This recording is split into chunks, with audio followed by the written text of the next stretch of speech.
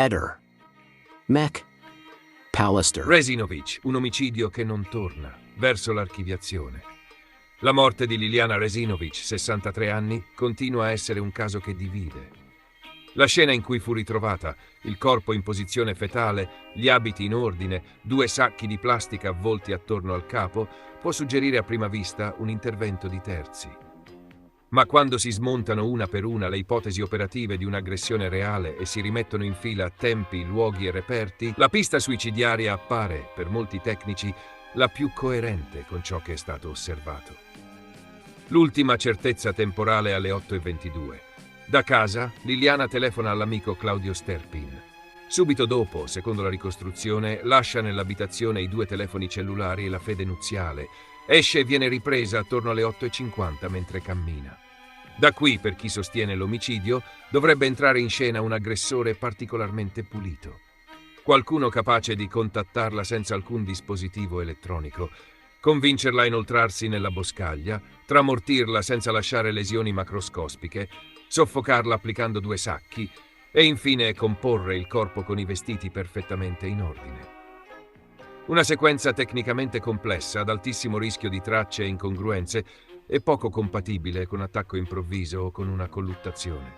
Proprio le osservazioni medico-legali spingono a raffreddare l'ipotesi omicidiaria. La consulenza autoptica della professoressa Cristina Cattaneo evidenzia punti che non tornano con uno scenario violento. Se c'è una lesione ipotizzata sotto la pianta del piede, come si concilia con un'aggressione avvenuta mentre la vittima indossava le scarpe?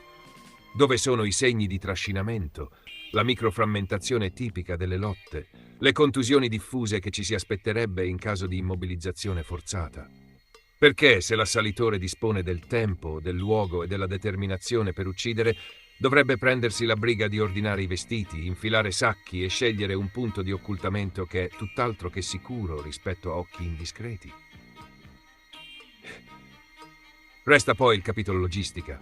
Il presunto confezionamento del cadavere nei sacchi, la scelta dell'area verde dove il corpo verrà trovato, la tempistica tra scomparsa e rinvenimento. Ogni passaggio apre più domande di quante ne chiuda.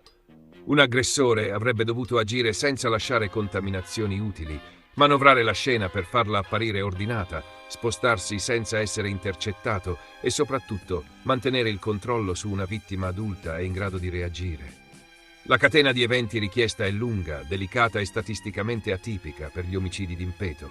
Al contrario, diversi dettagli, dall'assenza di traumi compatibili con una colluttazione al modo in cui il corpo è stato ritrovato, sono stati letti come compatibili con un gesto autoinflitto.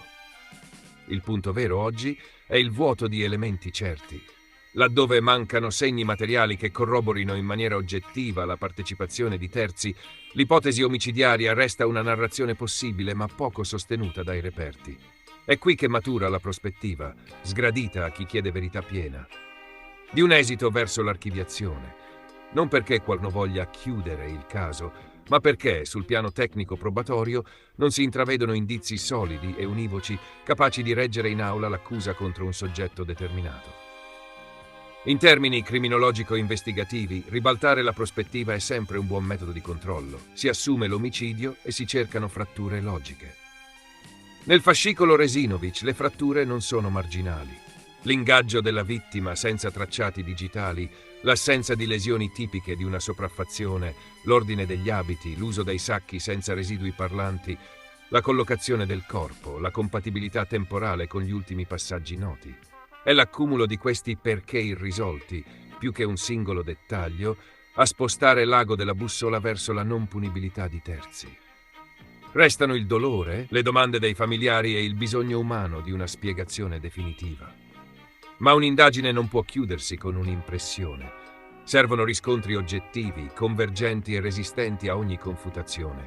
Finché questi non emergeranno, la lettura suicidiaria resterà per molti la più compatibile con i dati e l'archiviazione una conseguenza procedurale possibile, forse probabile. Ehi, non dimenticare di iscriverti a questo canale.